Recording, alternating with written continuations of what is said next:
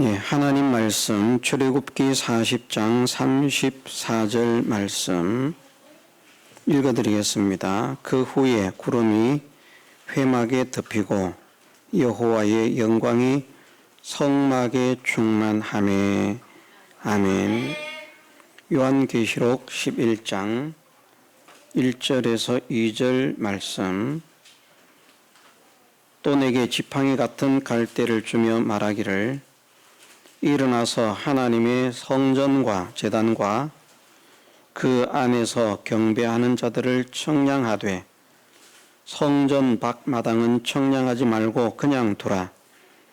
이것을 이방인에게 주었은즉 저희가 거룩한 성을 42달 동안 짓밟으리라.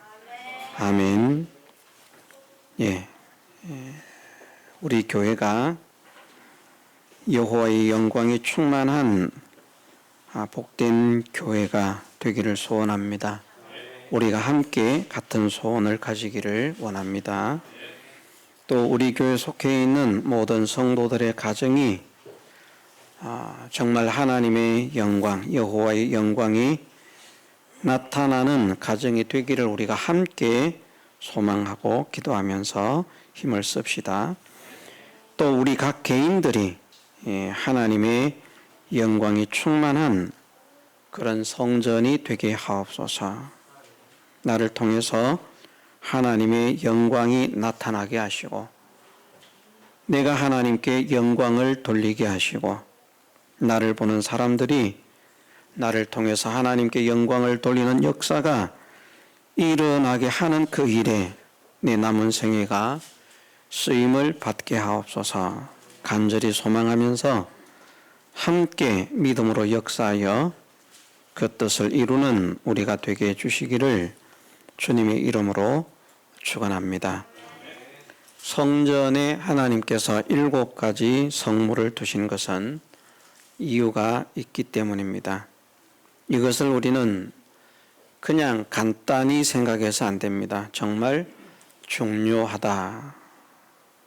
그렇게 믿고 또 깨달아야만 됩니다.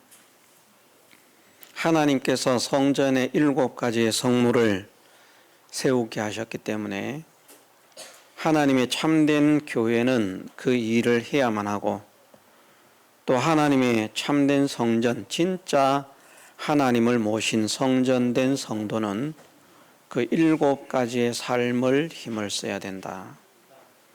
그러면 그것으로 인해서 내가 하나님을 모신 자구나. 내가 정말 하나님께 구별된 사람이구나. 건물로 말하면 성전이고 일반 건물이지만 사람으로 말하면 성도고 일반 사람입니다.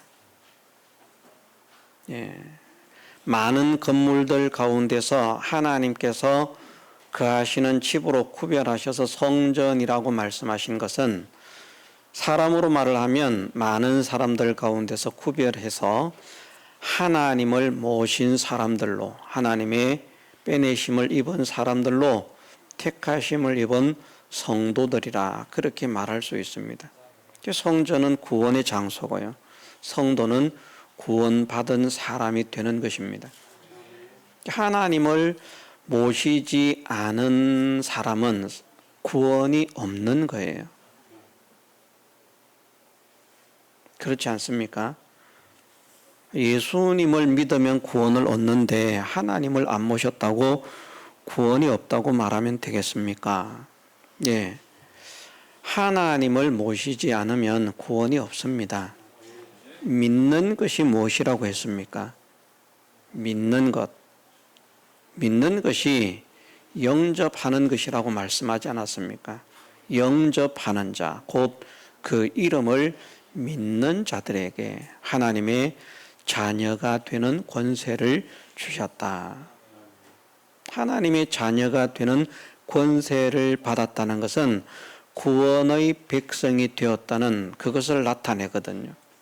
구원의 백성은 누가 구원의 백성이 되느냐? 그 이름을 믿는 자라는 것이죠. 그 이름을 믿는 자가 누가 그 이름을 믿는 자냐? 믿습니다, 믿습니다 한다고 믿는 것이 아니고 진짜 그 이름을 믿는 사람은 영접한다는 것이죠. 무엇을 영접하는 것이겠습니까? 목사를 영접하는 것이겠습니까? 아니지 않습니까? 하나님과 예수 그리스도를 영접하는 것이다. 이 하나님과 예수 그리스도를 영접했다는 말이 모셨다는 말 아닙니까? 우리 집에 대통령을 영접했다. 우리가 대통령을 영접했다. 누구를 영접했다. 그렇게 말하면 모셨다는 말입니다. 하나님을 모신 성전이라 하는 이 말은 사람으로 말하면 구원의 백성이라는 말입니다. 구원의 백성은, 성전은, 하나님을 모신 사람은 이 7가지를 해야만 한다. 왜냐하면 구원의 백성은 이 7가지를 하게 하시는 하나님의 역사가 그 속에서 일어나기 때문입니다. 그런데 이 7가지에 속한 것을 아무것도 하지 않는다면, 말씀드린 대로 처음부터 다 하기 어렵습니다. 저도 처음부터 다 한 사람이 아닙니다. 하나씩 하나씩 자라가는 것이죠. 어쨌든 구원을 받은 사람은 한 가지는 해야만 한다는 것이죠. 그 한 가지조차도 없다면 그 사람은 교회를 열심히 다니지만 사실은 구원을 얻지 못하고 있는 무늬만 교회인 사람이라. 하나님은 이 7가지 이 일을 하게 하신다 하는 것을 알려주시기 위해서 7가지 성물을 두셨고요. 그 7가지 일을 하는데 그냥 보편적으로 하는 것이 아니라 정말 하나님께서 기뻐하시도록, 하나님께서 만족하시도록, 하나님께서 명하신 대로 그 7가지 생활을 하면, 그러면 구원을 주신 것 이외에 하나님께서 이 땅을 살아가는 가운데서나 이 땅을 살아가는 가운데서 영광의 찬미가 된 그 직책을 잘 수행한 것은 하나님의 나라에서도 그만큼 영광의 실력이 되는 것입니다. 땅에서만 영광을 받고 누리는 것 아닙니다. 어쨌든 이 하나님을 모시면 7가지 생활을 하게 하시는데 이 7가지 생활을 하나님께서 기뻐하시는 대로, 하나님께서 원하시는 대로 이루어 드리면 그를 통해서 하나님의 놀라운 영광이 나타나게 하신다.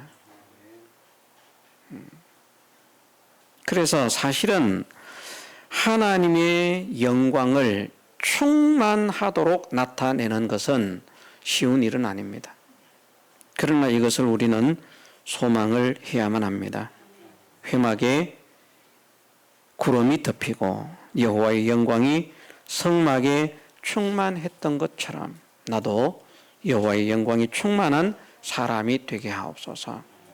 이 사람은 자꾸 7가지로 하나님을 섬기고 하나님을 경배하는 삶을 살려고 애를 씁니다. 그런데 성전에 있는데 성전 안에서 경배하는 이런 일을 하지 않고 제단을 섬기는 이 일을 하지 않는 사람은 버리움을 받은 사람이다.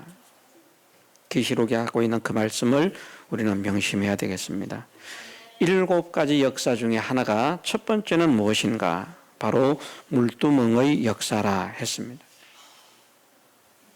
하나님을 모신 사람은 반드시 회개하는 사람이 된다는 것 명심해서, 나는 회개를 잘하는 사람인가? 회개를 하기를 기뻐하는 사람인가? 아니면 회개하기를 싫어하는 사람인가? 나는 고칠 것이 없다고 생각하는 사람인가? 나는 고칠 것이 많다고 생각하는 사람인가? 하는 이것으로 우리 자신들을 살펴야 되겠습니다. 어떤 분들은 보면 남에게는 고치라고 말을 잘해요. 너 이거 고쳐야 된다, 저거 고쳐야 된다, 이렇게 하면 안 된다, 저렇게 하면 안 된다. 그런데 자기는 안 해요. 그런 사람은 어떤 사람인가 하면 남의 눈에 있는 티는 보는데 자기 눈에 있는 들보는 보지 못하는 사람. 들보는 큰 겁니다. 집의 기둥과 기둥 사이를 지나가는 그 볼을 들보라고 하지 않습니까? 작은 게 아닙니다. 티는 이쑤시개보다도 작아요. 이쑤시개 100개를 가지고도 볼을 만들 수 없습니다. 이쑤시개를 수백 개로 쪼개면 티가 될 수 있습니다. 그 작은, 남에게 있는 그 작은 티는 보면서 저 사람이 왜 저럴까? 아이고 저 인간이 왜 저럴까? 저거 고쳐야 되는데 아이고 저거밖에 못하나? 남은 보고 지적을 잘하고 그렇게 하는데 정작 자기는 회개를 안 합니다. 이것은 큰 병이 들어있는 사람입니다. 예수님께서 말씀하시지 않으셨습니까? 예수님은 건강한 자에게 오신 것이 아니다. 병든 자에게 오셨다. 죄인에게 오셨다. 내가 건강하다. 나는 건강한 믿음을 가지고 있고 건강한 사람이고 나는 죄가 없는 깨끗하고 의롭고 착한 사람이다. 그러면 주님은 그 사람에게 오시지 않는다는 겁니다. 죄를 짓든지 짓지 않든지에 관계없이 나는 죄인입니다. 나는 부족한 자입니다. 나는 병든 자입니다. 주님, 나를 고쳐 주옵소서. 나를 붙들어 주옵소서. 그런 자에게 그래, 내가 너에게 필요하구나. 너는 정말 내가 필요한 사람이구나. 그래서 오시지만 자기가 죄인이 아니라고 하는 사람들, 자기가 병든 것이 없다고 하는 사람들에게는 주님이 가시지 않는다. 그런 말씀들을 하신 것을 우리가 명심을 해야 되겠고요. 또 하나님을 믿을 때 가장 먼저 해야 하는 일이 무엇인가? 바로 회개라고 말씀하신 것.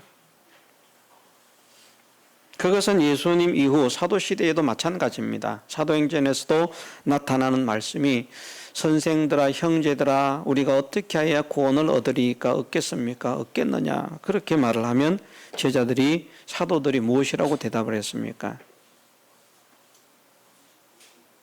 주 예수 그리스도의 이름으로 죄사함을 받아라. 회개하라는 말입니다. 그리하면 성령을 선물로 받으리니. 네. 그런데 도무지 회개하기 싫어하는 사람이 있습니다. 회개하라고 해도 눈도 꼼짝 안 하는 사람이 있습니다. 이거 고쳐야 됩니다. 저거 고쳐야 됩니다. 고칠 것 투성인데 우리도 마찬가지 아니겠습니까? 이 가운데 있는 저나 여러분들 모두가 고칠 것이 없다고 생각하는 순간 하나님과 멀어집니다. 나는 정말 고칠 것 투성입니다. 하나님의 영광을 위해서 살라고 말씀하셨는데 내가 고래고래 고함을 지르면 하나님이 영광을 받으시겠지요. 그러면 고함 지르면 되고요. 내가 고함을 지른 이것은 내가 내 분을 다스리지 못하는 이것은 내가 내 기분과 감정을 억제하지 못하는 이것은 결국 하나님의 영광을 가리는구나. 이것을 회개해야 되겠구나 하고 정말 회개하기를 간절히 소원하는 그 마음을 가지고 기도해야만 하는 것입니다. 하나님, 정말 내가 이런 행위로서 이런 말로서 하나님의 영광을 가리지 않기를 원합니다. 하나님께 영광을 돌리는 사람이 되라고 하셨는데 내가 하나님의 영광을 나타내기는커녕 하나님의 영광을 가리는 자가 되어서 어떻게 하겠습니까? 받은 사랑이 있고 받은 은혜가 있는데 그래서는 안 될 줄 믿습니다. 하나님, 이것을 고치기를 원합니다. 회개하기를 원합니다. 하나님, 나를 정결케 해 주옵소서. 그렇게 우리는 다양한 것으로 회개하기를 힘을 써야만 합니다. 물두멍의 회개는 우리가 기본적으로 생각해야 할 것이 하나님의 말씀을 거울로 삼아서 자기의 잘못된 것들을 고치는 것이다. 그것이 물두멍의 회개입니다. 하나님의 말씀을 우리는 거울로 삼고 있는지를 살펴봐야 되겠습니다. 사람을 통해서 나타내기도 하셨습니다. 이런 사람은 이렇게 삶으로 인해서 하나님의 사랑과 은혜를 받았다. 이런 사람은 이렇게 삶으로 인해서 하나님의 진노의 대상이 되었다 하는 것도 거울로 보여주셨고요. 또 하나님께서 이런 것을 기뻐하신다, 저런 것을 기뻐하신다 하고 하나님께서 기뻐하시는 것을 말씀 속에서 거울로 보여주셨고, 또 하나님께서 싫어하시는 것, 이런 것 저런 것은 하나님께서 미워하신다, 내가 그런 것들은 멸할 것이다 하는 것들을 하나님께서 말씀을 하셨습니다. 그것을 우리가 하나님의 말씀을 모른다면 모르겠지만 하나님의 말씀을 안다면 그 하나님의 말씀을 가지고 자기를 살펴서 하나님의 말씀으로 다른 사람에게 비추는 것이 아니고요. 봐라, 말씀에 보니까 이렇게 말해놨는데 너는 왜 그 모양 그 꼴이냐? 우리가 많이 들은 말이지만 부부가 신앙생활을 하면 교회에서 같이 예배를 드리고 예배를 마치고 나면 부부가 싸움을 하는 것이죠. 오늘 목사님이 당신 보고 말을 했다. 똑똑히 들어라.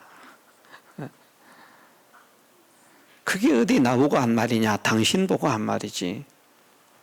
도대체 설교 시간에 뭐 했는데 그게 나보고 했다는 말이냐? 네 보고 한 말이지. 그러다 그만 싸우는 것이.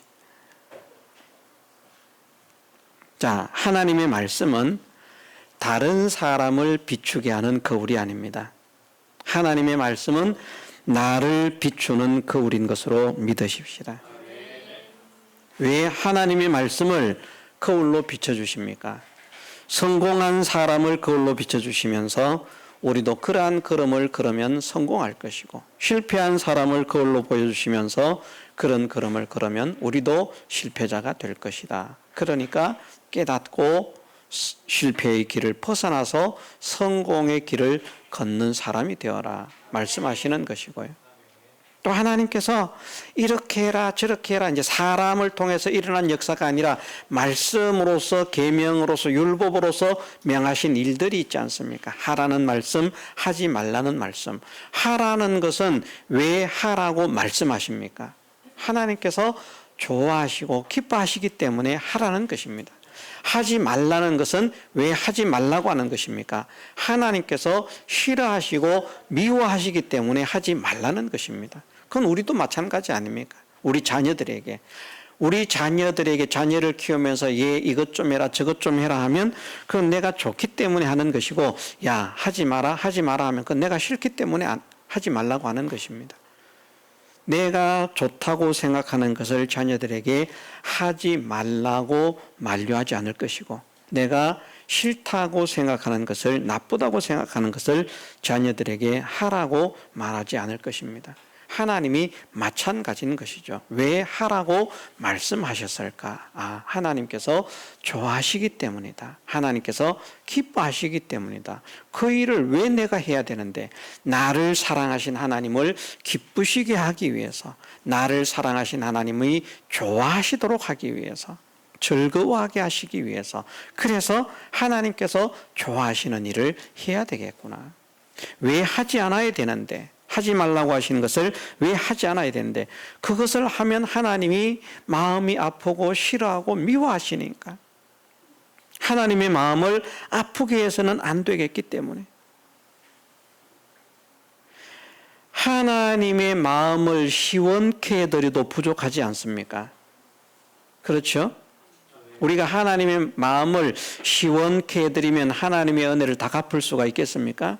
우리가 하나님을 즐겁게 해드리면 하나님의 은혜를 다 갚을 수가 있겠습니까? 우리가 하나님을 기쁘시게만 하면 하나님의 은혜를 다 갚을 수가 있겠습니까? 없습니다.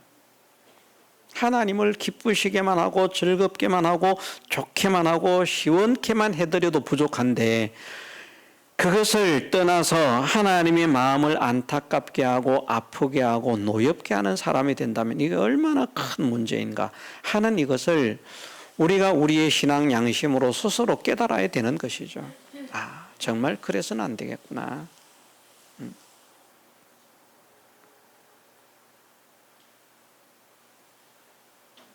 우리가 우리의 모든 것을 다 드린다고 해도 하나님이 우리에게 주신 것을 갚을 수가 없고, 우리가 우리의 일생을 하나님을 위해서 희생하고 헌신한다고 해도 우리를 위해서 일생을 희생하고 헌신하신 주님의 은혜를 갚을 수가 없고, 우리가 아무리 아름다운 것을 만들어서 주님의 이름의 영광을 돌린다고 해도 하나님께서 우리에게 주신 그 구원의 사랑과 은혜를 갚을 수 없다는 것을 우리가 믿음으로 고백하지 않습니까? 그러니 잘해도 부족하다고 생각하면서 더 잘하려고 해야 되는데, 못하고 있으면서도, 안 하고 있으면서도, 하지 말라고 하는 것을 하고 있으면서도, 그러면서 내가 회개할 것이 없다, 이렇게 생각하고 있는 사람들은 큰 문제가 있는 것이죠. 어쨌든 하나님께서 그 사람 속에 거하시면 가장 먼저 하게 하시는 일이 무엇인가 하면 회개입니다. 회개하는 사람이 되십시다. 그 회개를 하나님께서 기뻐하시도록 회개하는 사람이 되어지면 그 사람의 믿음이 자라가게 하시고요. 주 예수의 이름으로 세례를 받고 죄 사함을 얻으라. 그리하면 성령을 선물로 받는다라고 말씀하지 않으셨습니까? 성령의 뜨거운 감화와 감동의 역사가 그 속에서 일어나는 거예요. 성령의 인도가, 성령의 감동이 일어나지 않는데 그 사람이 영의 인도를 따르지 않고 육신의 소욕을 죽이는 그런 삶을 살 수 있겠습니까? 절대 못합니다. 우리 육신의 모든 소욕을 죽이고 믿음으로 승리할 수 있는 것은 성령의 인도를 따를 때뿐이라는 것을 우리가 명심하십시다. 그 성령의 인도가 비로소 누구에게 임하는가? 회개하는 자에게 임한다는 것입니다. 그만큼 회개가 중요합니다.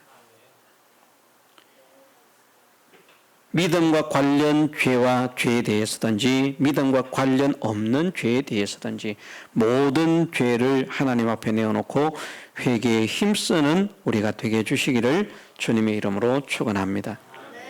두 번째는 번제단입니다. 번제단은 이스라엘 백성들이 죄를 지을 때 또는 실수를 했을 때 또는 하나님께 서원할 때 또는 하나님과 화목하기를 원할 때 또는 어떠한 일들을 이루어 주셨을 때, 낙헌의 제사를 드릴 때, 그럴 때에 온갖 일들을 가지고 하나님께 제물을 가지고 나와서 제사를 드리는 그곳이 번제단입니다. 제물이 하나님께 드려지는 곳이죠. 로마서 12장에서는 그렇게 말씀을 하십니다. 사랑하는 형제들아, 내가 하나님의 모든 자비하심으로 너희를 권하노니 너희 몸을 하나님이 기뻐하시는 거룩한 산 제물, 산 제사로 드리라. 이는 너희에 드릴 영적 예배니라. 계시록에서 말씀하시기를 성전과 제단에서 경배하는 자들은 하나님의 소유인데 경배하지 않는 자들은 이방인에게 버려진다고 했습니다. 자, 예배가 무엇이라고요? 예배를 무엇이라고 표현한다고 바꾸면 다른 말로 하나님께 찬양과 경배라는 말입니다.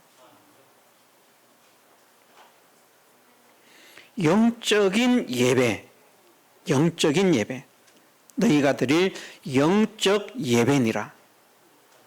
무엇이? 내 몸을 하나님께 제물로 드리는 것. 그것이 영적 예배다. 그러면 외형적인 예배를 드리는 사람이 있고요, 영적인 예배를 드리는 사람이 있습니다. 외형적인 예배를 드리는 사람은 그냥 예배 시간이라고 정해진 이 시간에 예배만 드리고 가는 사람들이 외형적인 예배를 드린 사람들입니다. 영적인 예배를 드리는 사람들은 어떤 사람들인가 하면 자기의 몸을 하나님께서 기뻐하시는 거룩한 산 제물로 드리는 것. 제물은 자기가 하고 싶은 대로 할 수가 없습니다. 제물은 제물을 받으시는 또는 제물을 집전하는 자의 뜻대로 쓰여집니다. 철저하게 자기가 죽어야 됩니다. 자기 고집대로 사는 것 아닙니다. 자기가 하고 싶은 대로 하는 것 아닙니다. 그러면서 하나님께 원하시는 하나님의 헌신의 제물로서 자기의 몸이 드려지는 것. 하나님께서 쓰시기를 원하시는 대로 쓰여지는 헌신의 제물이 되어지는 것. 헌신이라고 하는 것이 자기 몸을 하나님께 드렸다라는 말이죠. 헌신이라는 말이 드릴 헌자거든요. 바칠 헌자고 드릴 헌자고 몸신자, 몸을 바친다, 드린다 그런 말이기 때문에 헌신.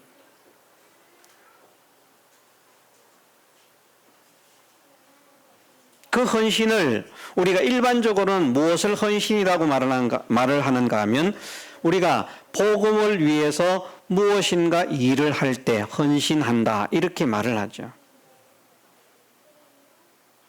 찬양의 헌신,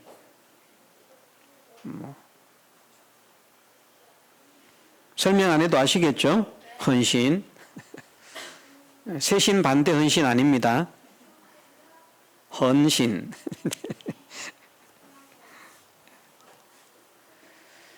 그런데 하나님께서 번제단에 대해서 어떻게 말씀하시는가 하면요. 번제단에 드려지는 제물은 다른 불로는 드릴 수 없다. 여호와께서 명하시지 않은 다른 불로 드릴 수 없다. 여호와께서 명하신 불로 드려야 된다. 자, 불은 무엇을 상징한다고 했습니까? 성령의 감동을 나타내고 있죠. 성령의 역사를 나타내고 있습니다. 성령의 기름 부음이라 기름으로 성령을 표현한다고 하면 잔잔한 감동이라고 하면 성령의 불이라고 말을 하면 성령의 감동을 불로서 나타낸 성령의 감동이라고 하면 그것은 뜨거운 열정적인 이해를 하시겠습니까? 차이를. 기름은 세밀하고 잔잔한 성령의 감동들입니다. 그런데 성령의 불이라고 말을 하면 그것은 뜨거운 우리가 말하는 흥분. 시편에 보면 다윗이 화를 발했다. 그렇게 하나님의 말씀을 들을 때 화를 발했다라고 하니까 막 이 성질을 냈다 그런 표가 아니고 거기 불화거든요. 그 속에서 불같이 뜨거움이 일어났다는 것입니다. 하나님 말씀을 들을 때 견딜 수 없는 그 뜨거움이. 정말 이렇게 해야 되겠구나. 오늘 우리도 이 자리에 앉아서 그런 뜨거움이 있다면 성령의 역사가 일어나는 것이죠. 그런 성령의 역사가 일어날 때에 자기를 드릴 수가 있습니다. 잔잔한 성령의 감동 가지고 물론 자기를 드릴 수 있습니다만은 그것 가지고 드린다고 하면 정말 놀라운 믿음의 사람이고요. 정말 성숙한 믿음의 사람이고요.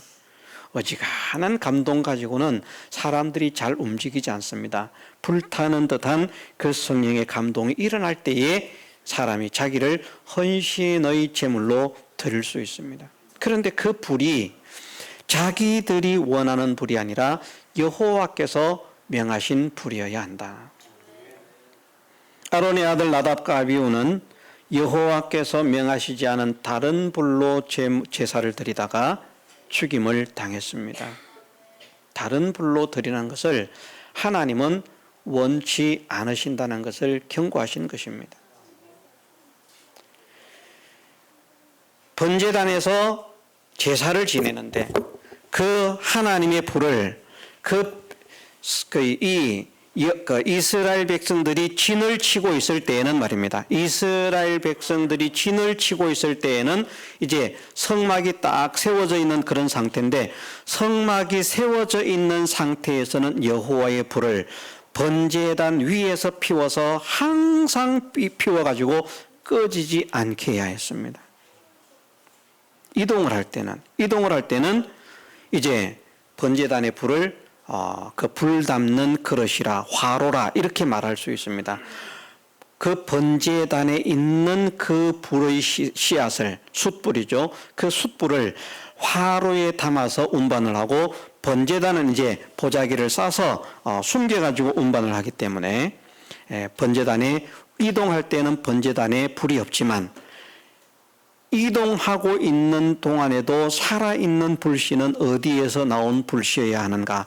번제단에서 나온 불씨여야 합니다. 그래서 그 번제단에 불이 꺼지지 않게 하라. 참 어려운 말씀입니다. 번제단이 무엇을 상징한다고요?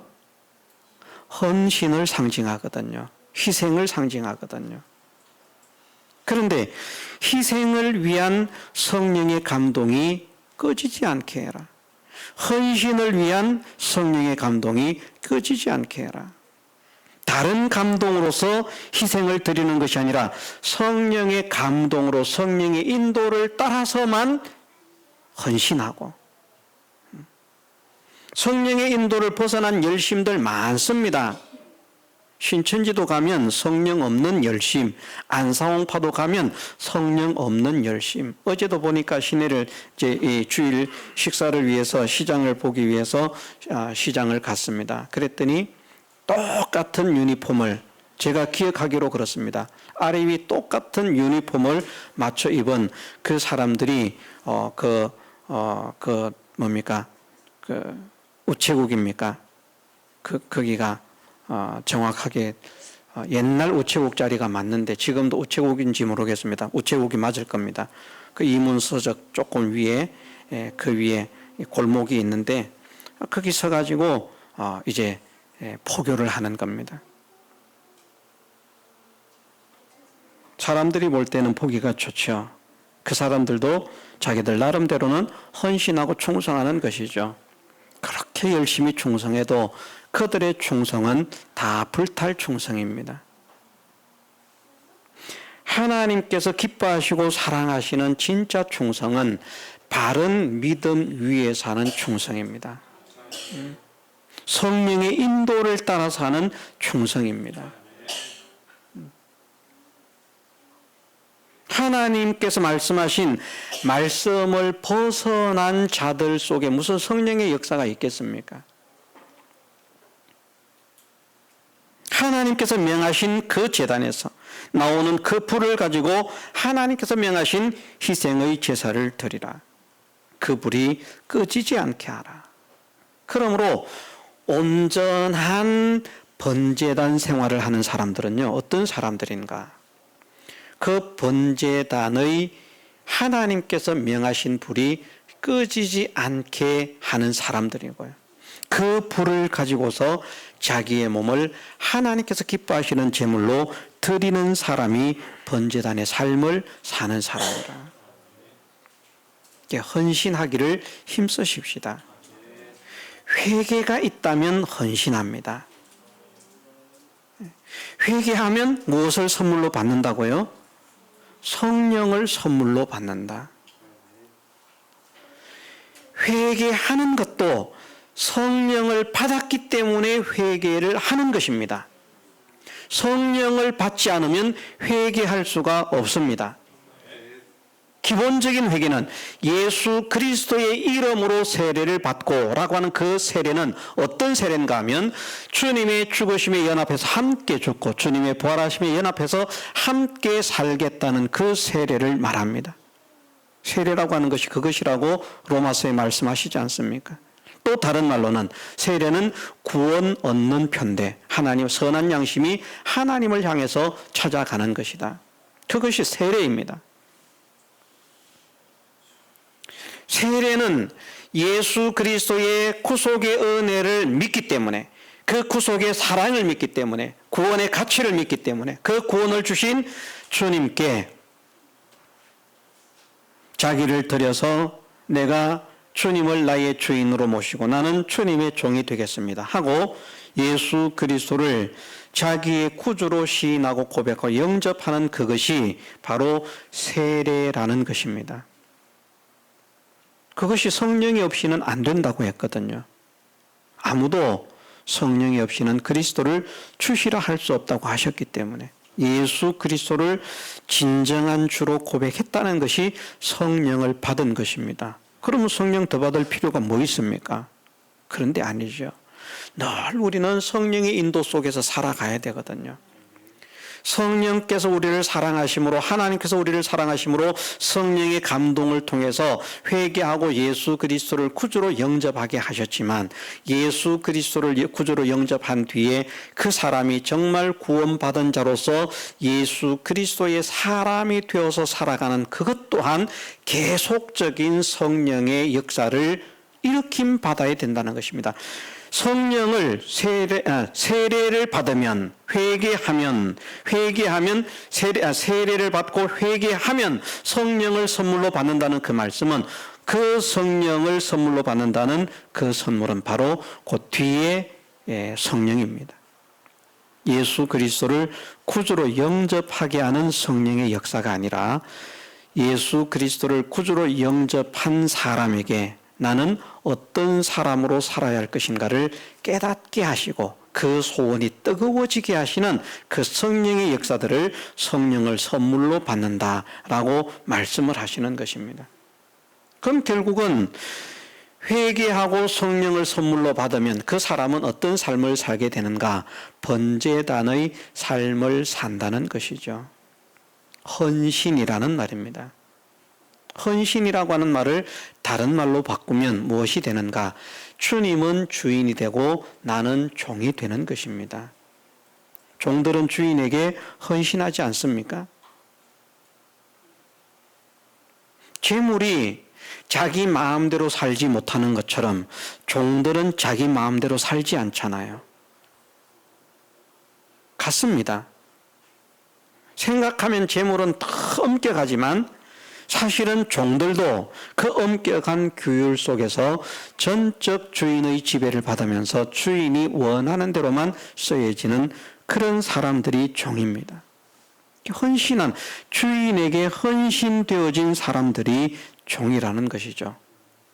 구원받은 우리는, 회개한 우리는 누구의 종이 되어야 하는가? 예수 그리스도의 종이 되어야만 하는 것이죠. 나를 위해서 사는 사람이 아니라 주님을 위해서 살아야 되겠다. 종으로 사는 게 부끄러운 것이 아니라 종으로 살고 싶어서. 왜? 주님이 어떤 분이신지 알기 때문에, 주님이 어떤 은혜를 주셨는지 알기 때문에, 주님의 사랑이 어떤 사랑인지 알기 때문에, 나를 구원하시기 위해서 주님이 어떻게 하셨는지를 믿기 때문에 주님을 위해서 살고 싶은 그 감동이 불같이 뜨겁게 일어나는 그것이 바로 무엇인가? 성령을 선물로 받는 것이다. 그 성령을 누가 선물로 받을 수 있는가? 정말 하나님께서 기뻐하시는 올바른 회개를 하는 사람이 그렇게 성령을 선물로 받는다는 것이죠. 그래서 오늘은 이 두 가지입니다. 우리가 하나님을 모신 성전이라면 7가지 성물 생활을 해야 되는데 오늘은 2가지 성물을 배웠습니다. 간단하게 하면 하나님을 모신 사람은 회개에 힘쓰는 사람이 되어야 되고, 하나님을 모신 사람은 헌신에 힘쓰는 사람이 되어야 된다. 재물되는 삶에 힘을 쓰는 사람이 되어야 된다. 그것을 잘하면 또 다음 단계로 자라가게 하십니다. 그리고 그것이 자라서 온전한 성막의 역사들이 일어나게 되면, 그러면 그때에 하나님께서 여호와의 영광이 충만하게 해주신다. 그냥 영광을 주시는 것과 충만하게 하시는 것은 다릅니다. 그러니까 물두멍의 삶만 제대로 살아도 여호와의 영광이 나타납니까? 나타납니까?